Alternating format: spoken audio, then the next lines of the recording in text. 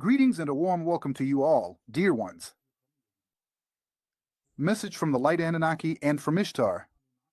Some of you might be wondering if Light Anunnaki even exist. You know, humanity has fought so many wars, you could certainly call world wars downright evil. But as you can see, there are dark people, there are people of light, there are dark beings, and there are beings of light. There are dark Anunnaki, there are light Anunnaki, there are dark Pleiadians, let's call them anti-Pleiadians, and there are good ones.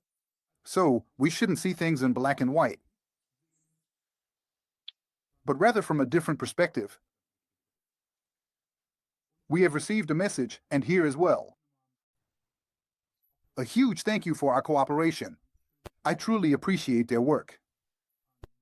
Dr. Monica Hessler-Passner. Yesterday was the day when we received another message. And I'm always fascinated by the synchronicities. I have been working. I've been delving much more deeply, much more intensely, into Ishtar, the Anunnaki Todd, who was also an Anunnaki, and many others. And of course, when it comes to Jesus, a message from the Anunnaki comes to me, or rather, to us. These synchronicities are always truly impressive, the way they are sent into the field and provide answers. And so, once again, there were answers here as well. And I would like to share with you excerpts of this message, because they are meant for you as well. And they can once again greatly change our field of consciousness for the better, toward the light. And that's why I'm looking forward to our conversation together now. See you in a moment.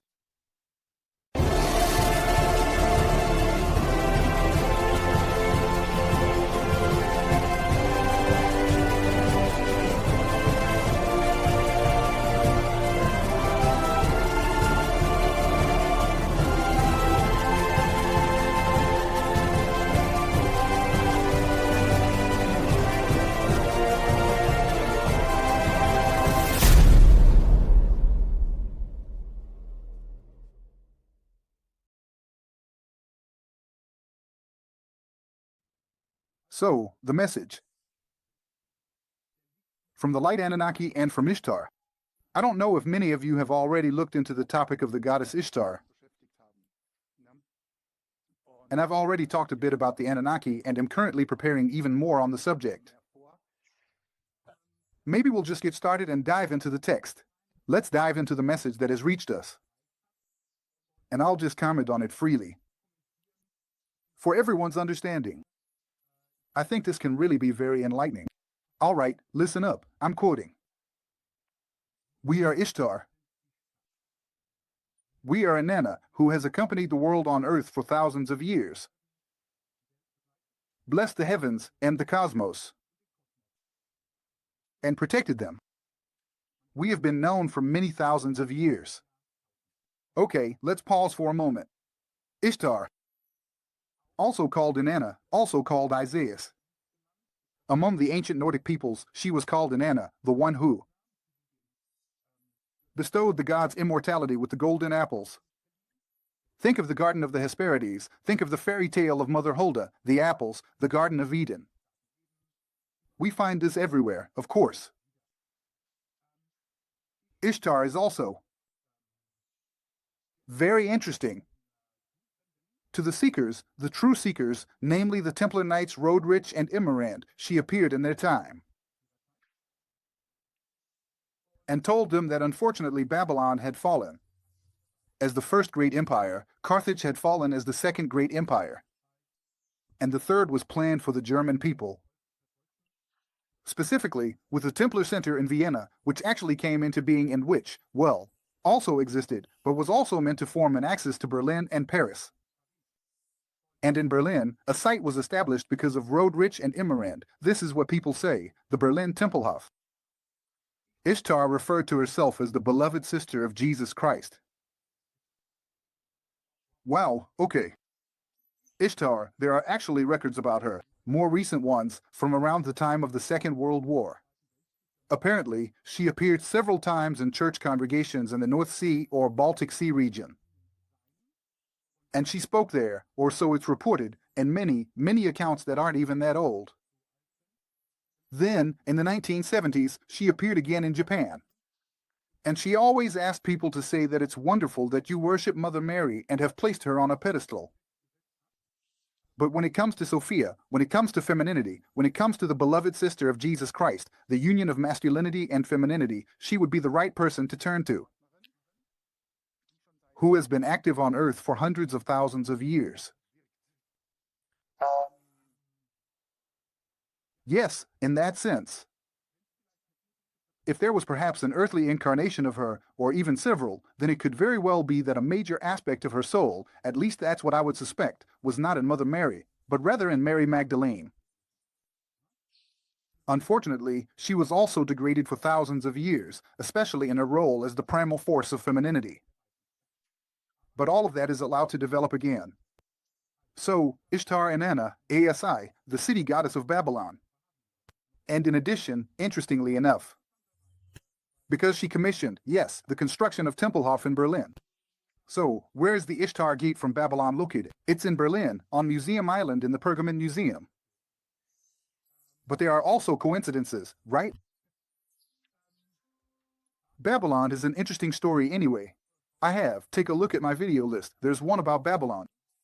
I made a video about Babylon, about the confusion of languages, the Tower of Babel, and how all of that was deliberately misinterpreted by the church. Because if you read the texts carefully, even the ones that still exist, a lot becomes clear. It was a people who all spoke the same language. Hey, they could communicate telepathically. It was a people who, when they set their minds to something, when they imagined it, could manifest it into matter. They were the masters of manifestation. Yeah, you can only do that if you're truly a co-creator and carry God within you. They didn't want to make themselves equal to God. That's a false assumption. If anything, it was about God the Father, God the Mother, God the human, the cosmic Christ, already back in Babylon. And that's why Babylon had to fall, with Yahweh, because he was jealous, set in motion. And it was a preventive measure.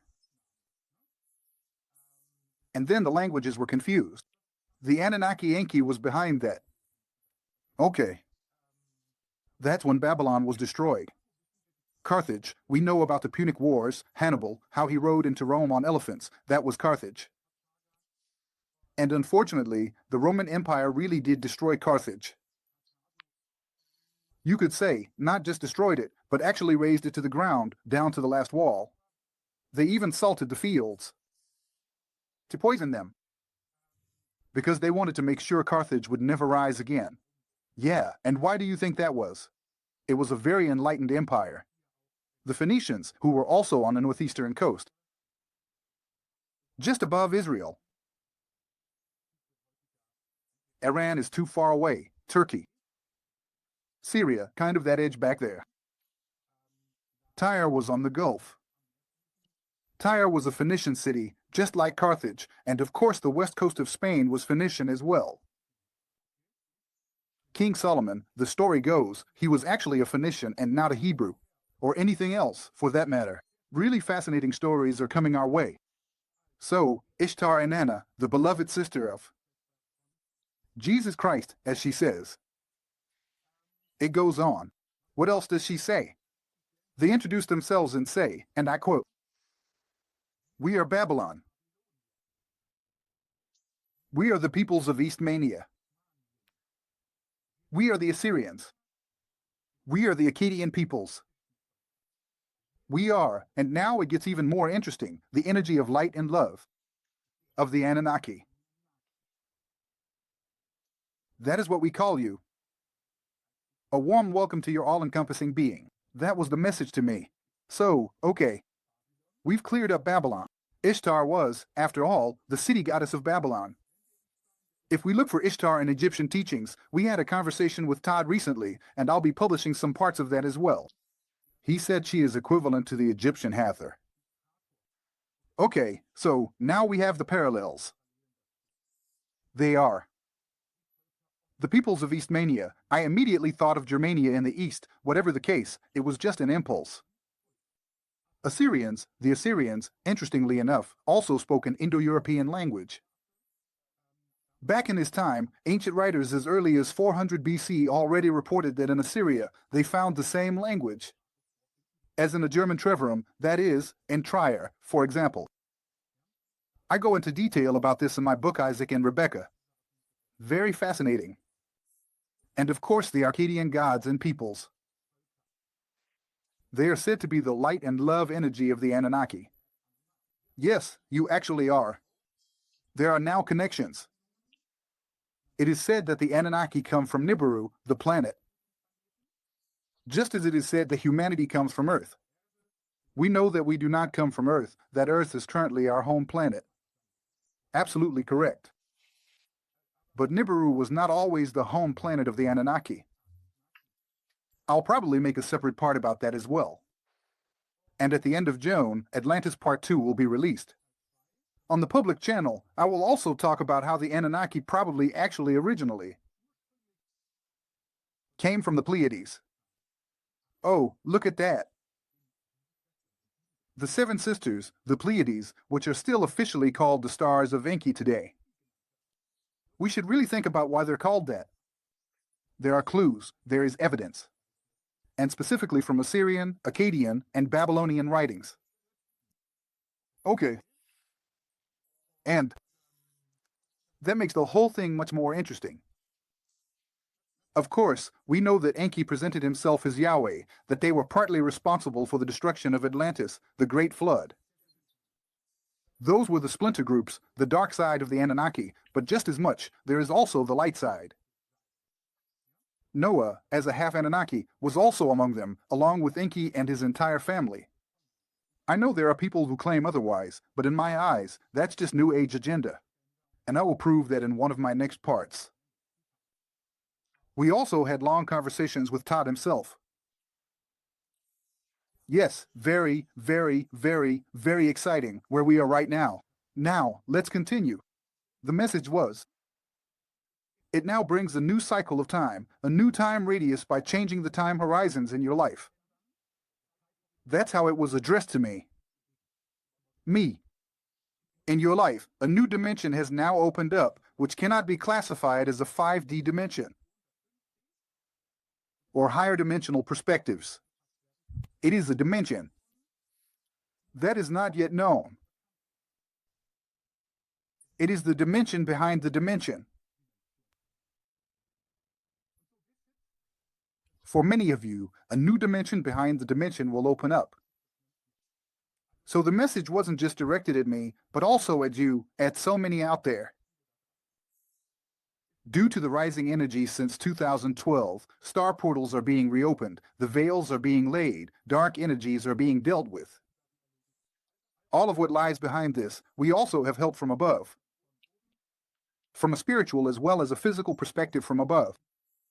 And again, know that for many of you, and my whole head is tingling again, this is an important message for you, a new dimension behind the dimensions. We'll open up. I can't tell you yet what it means. But it will be something where we can expect more, probably, than just being in 5D. Things will probably be revealed that we would never have thought possible. We'll see what the next few years will bring. That's why I find what's happening right now so exciting. We are all capable now of looking behind the dimensions of the dimensions. All right, let's continue. I'll keep quoting. It's important for you to know that the timelines are not subject to any illusion.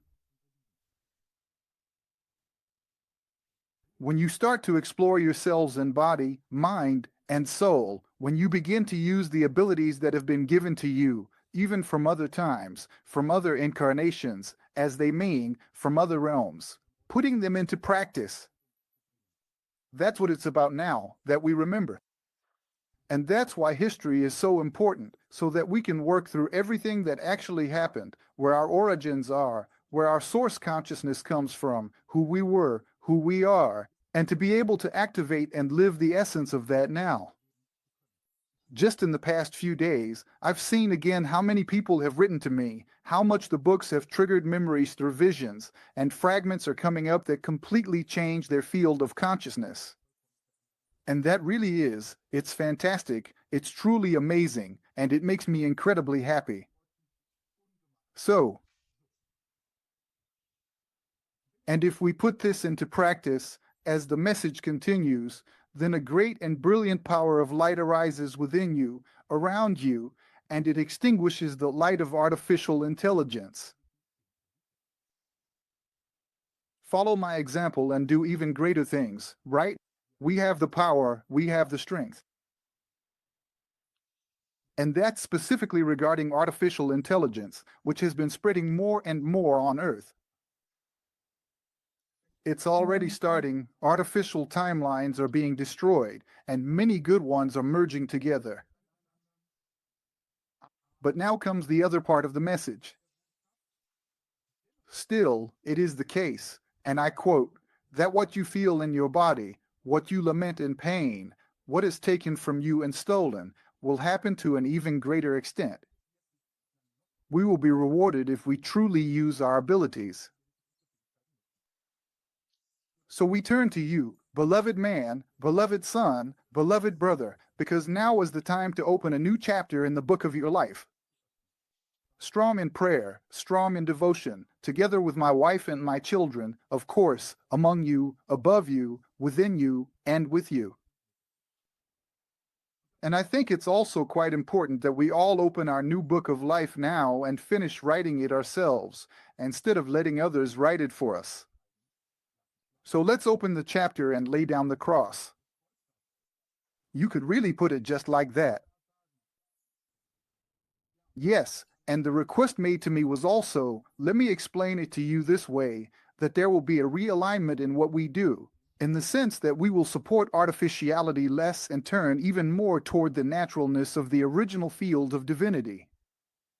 So it's about the origin of humans, where we come from, who we are, and even more memories. But what I have done up to now, working through these biblical stories, like, Noah. I got the horses in the back. Horse tack is attached. Hat is matte black. Got the boots that's black to match. Abraham, Isaac, Rebecca, Moses. Okay, so I told you all to trust the process. But no, you all wanted to stay in Egypt stacking bricks. Solomon. All right, fam, your boy David here, about to sling this little stone at Goliath and see what happens. Jesus, Thomas, and many other protagonists were of crucial importance because we need the correction now. And when we have the correction, I learned that through the essence of it, through all these books, something has developed, namely, the understanding that everything actually comes from one source, and they all did the same thing, just like Todd did. Yes, to proclaim the law of one, to support the founding record. In all these stories, it was really always about just one thing, the Christ consciousness, the cosmic Christ, the God-human within us. And I needed these books during my own developmental phase over the years, first, to pass them on to you, of course, because they are important, and second, because an essence emerged from almost 4,000 pages that have now been written, which also changes one's own field of consciousness. So in the future, the focus of the content will also be more about learning about our origins, our true origins. We keep going further back in order to move forward into a new perspective. In this area, a lot of clarification has taken place, and now each individual can decide for themselves what is important to feel, to sense, to know. And, as was said in the message from the field, artificiality, this so-called co-matrix, is repeatedly created not only by external entities, but, and this is the crucial point, by us humans ourselves. How? Okay, so that means it wasn't just the, evil reptilians, Anunnaki, or whoever else was behind it, who manipulated and infiltrated us, who created and infiltrated religions, and led us down their paths. To a certain extent, we also create these fields ourselves, and in fact, so many people, as the message continues, are working on this through fear, through lack of freedom, and through being obviously forced, driven from within to create such fields. And of course, they know this on higher levels. That means fear, lack of freedom, coercion. These are things that create negative fields, artificial additional fields, including morphogenetic fields. And that's why now is the time, especially with the energies being so high and the light shining again, to become even more aware of your own consciousness. Every thought we have is information that is sent out into the field. So really think about what you are thinking. Is it envy? Is it resentment? Is it goodwill and confidence? That's really, is your glass half full? Is it half empty? Every morning when you wake up, you can make a new choice. Can all of us make a new choice? Am I serving the darkness today? Am I serving the light? What kind of thought patterns do I carry within me? Am I stuck in a scarcity mindset? Am I playing the victim? These are the important topics of the day right now.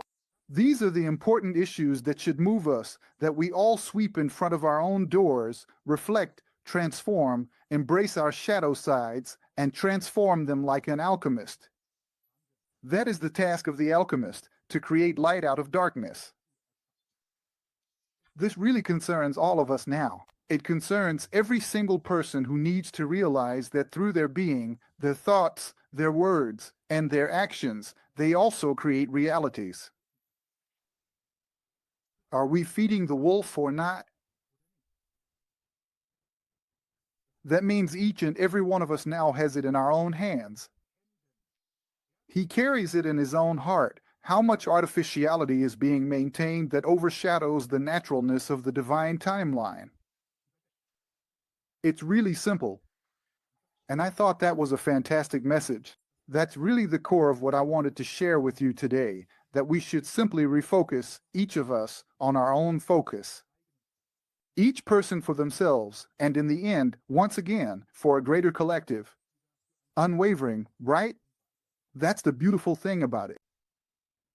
I'd like to take a quick moment to truly and sincerely thank all of you who have subscribed to the channel. Because your subscription truly means a lot to us. Your subscription, your thoughtful comments, and your generous sharing of our videos on other platforms all make it possible for us to create something meaningful, to build something special that can bring knowledge, wisdom, confidence, and so much more to many people. You are practically helping us rewrite history. You empower us to make our work even better, to create new content, and to foster growth. You allow us to reach many people and to be a valuable companion during this exciting and bright time. Together, we are creating new positive morphogenetic fields with love and forming a community that can gild and elevate our collective divine nature, divine actions, and our souls into new dimensions. And that's why we want to thank you so much for your contribution, your presence, and for being a part of this. And if you feel called and are not yet part of this community, we warmly invite you to click the button and welcome you wholeheartedly into our community. Thank you, thank you, thank you. And now, back to the video.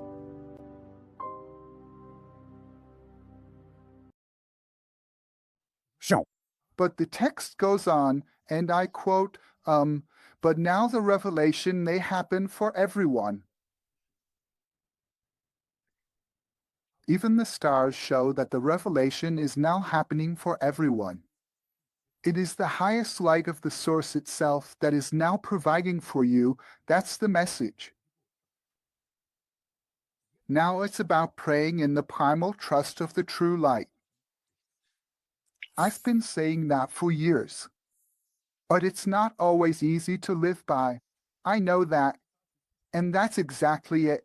This is the time of revelation, of apocalypse, of bringing truths back into the light, because only the one truth heals us and heals history, heals people, heals the source, and even heals the spiritual world in a feedback loop, because they learn from us as well.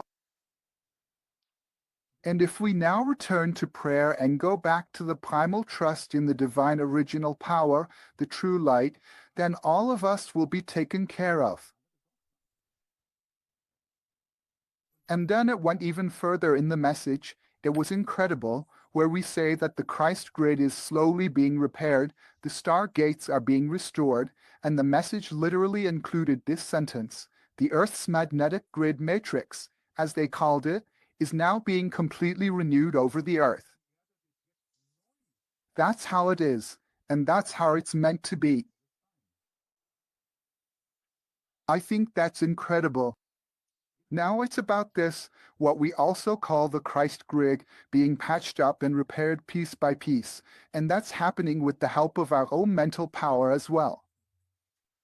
Okay. Incredibly exciting.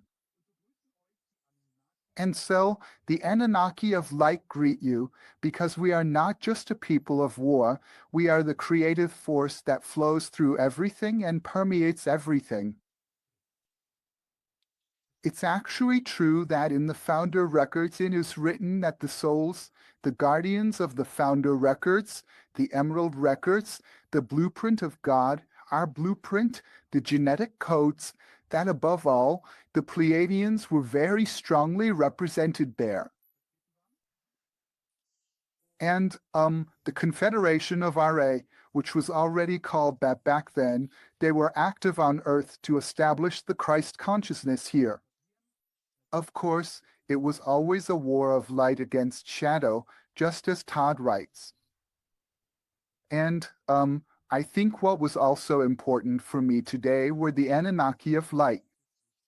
Let's just leave it at that, because they too are sometimes treated unfairly in many channels, videos, and by various authors, since they're portrayed as the evil and dark ones, just like those from Orion used to be depicted as dark.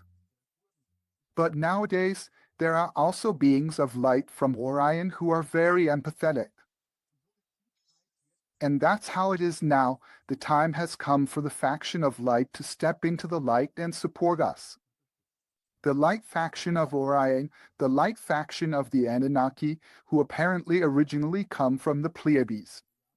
As I said, I'll be sharing a lot more about that in the future. We'll be able to uncover some new secrets.